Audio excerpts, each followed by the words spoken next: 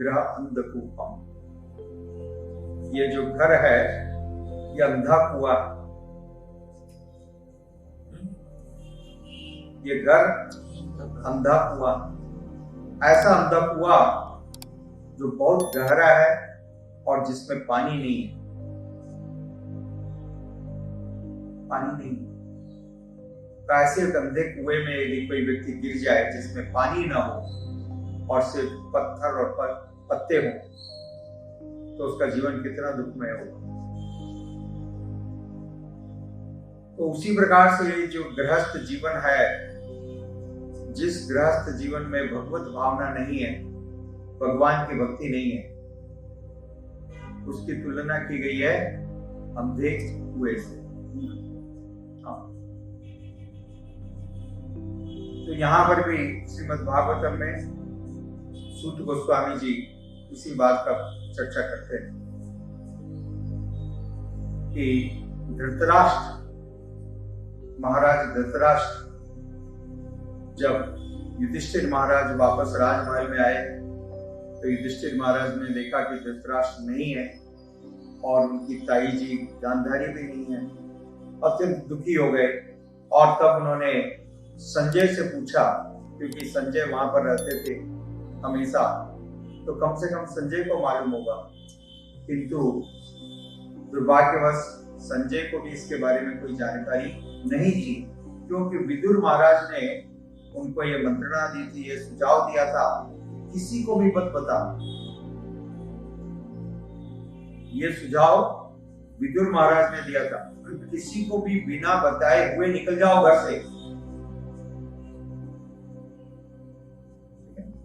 क्योंकि जब तक इस घर में पड़े रहोगे, जब तक घर परिवार के प्रति आसक्त रहोगे, तुम्हारे जीवन का कल्याण नहीं होगा।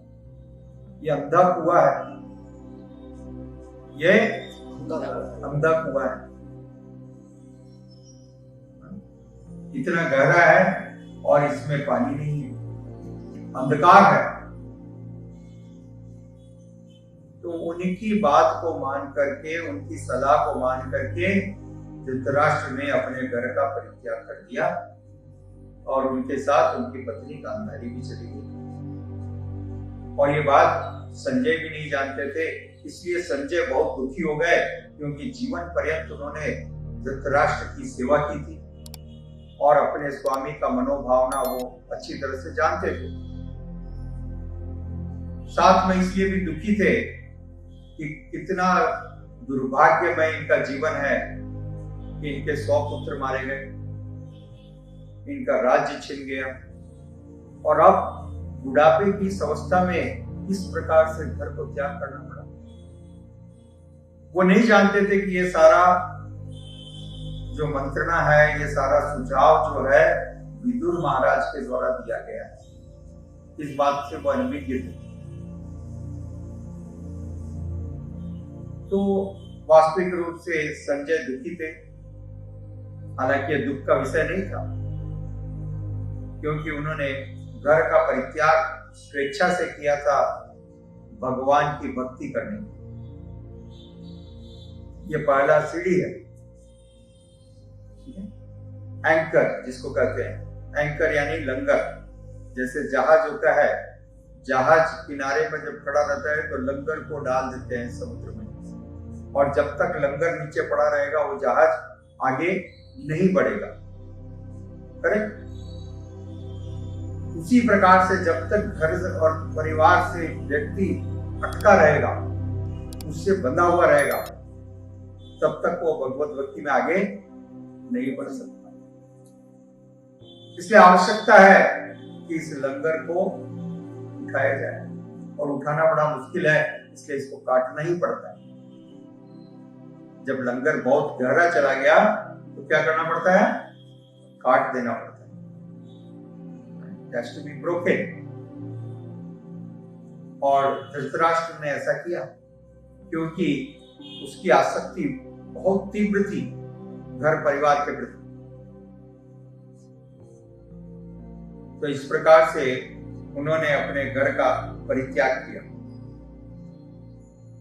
और कृष्ण कृपा मूर्ति श्रील ऐसी भक्तिवेदांत स्वामी प्रभुपाद जी एक बहुत सुंदर उदाहरण देते हैं यहाँ पर और प्रमाण देते हैं।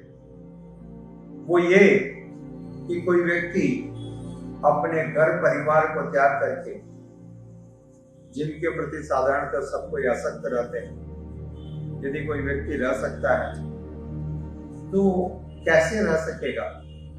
निश्चित रूप से उसे जब कोई अच्छा बड़ा आनंद मिलेगा तभी रह सकता है। हायर टेस्ट, जैसे कोई व्यक्ति, श्रील प्रभुपाद जी ने उदाहरण दिया, एक बच्चा मट्टी खाता हो और उस मट्टी खाने वाले बालक को यदि गुलाब जामुन दे दिया जाए तो निश्चित रूप से मट्टी नहीं खाएगा, गुलाब जामुन खाएगा। तो उसी प्रकार से जो घर परिवार को छोड़ करके भगवत भक्ति में तल्लीन हो रहे हैं, संन्यास ले रहे हैं, ऐसा नहीं है कि उनका जीवन नीरस हो गया, उनके जीवन में कोई आनंद नहीं है। उनके जीवन में बहुत बड़ा आनंद है, खुशी है। वो खुशी जो भगवान की भक्ति करके प्राप्त हो। इस कारण से ऐसे लोग ये घर परिवार से प्राप्त होने वाले सुख को छोटा सा सुख समझ करके त्याग देते हैं। यदि आपको 10 करोड़ रुपए मिल रहे हो तो आप 100 रुपए के प्रति आसक्त रहोगे क्या? निश्चित रूप से आप छोड़ दो। अरे भाई ठीक है, इसमें क्या रखना है, समझ गए? तो ये सत्य है।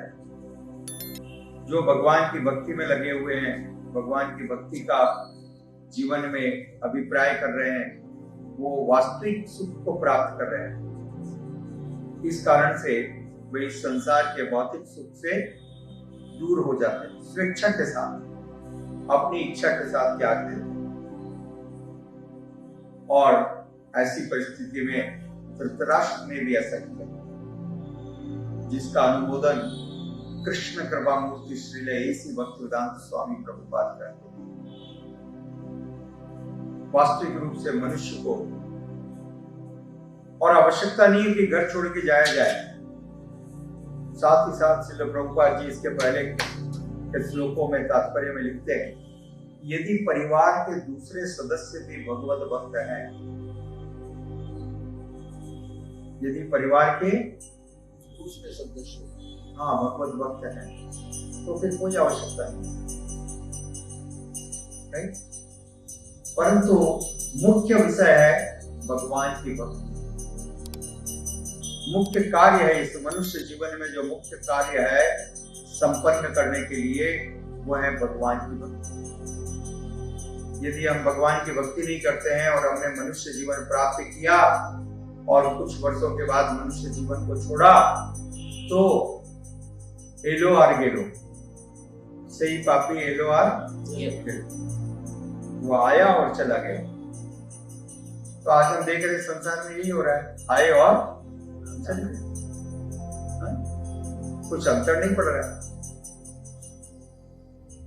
तो भगवान ऋषभ देव जी ने बताया, ब्रह्म सौख्यम तनंतम तस्मात् शुद्धे सत्वे च सत्ता। जो ये मनुष्य जीवन मिला है, ये अपनी सत्ता को शुद्ध करने के लिए मिला है। हमारे एग्जिस्टेंस को, हमारी सत्ता को पवित्र करने के लिए मिला है मनुष्य। ये मनुष्य जीवन का अभिप्राय है। इसलिए जिसने भी मनुष्य जीवन लिया है, प्राप्त किया है, उसे प्रयत्न करके अपने मन को, अपने विचारों को, अपने शुद्ध करना चाहिए। इसके लिए प्रयत्नशील रहना चाहिए, यह आवश्यक है। और यह शुद्धिकरण सिर्फ भगवान की भक्ति के द्वारा, भगवान के नाम जप के द्वारा संभव है। प्यूरिफिकेशन, चेतो दर्पण मार्जनम। कोई भी गंदा बर्तन हो तो क्या करते हैं, उसको मांजते हैं, मांज करके साफ करते हैं ना। तो उसी प्रकार से हमारा मन रूपी दर्पण गंदा हो चुका है, तो उसको मांजने की जरूरत है। और ये मांजना संभव है भगवान के दिव्य नाम जप के द्वारा। हरे कृष्णा कृष्णा कृष्णा हरे हरे, हरे राम राम राम हरे हरे।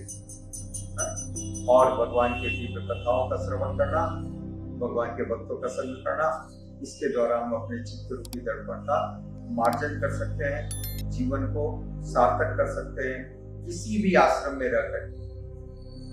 ठीक है, हरे कृष्ण। धन्यवाद। श्रील प्रभुपाद की जय। गौर प्रमाण।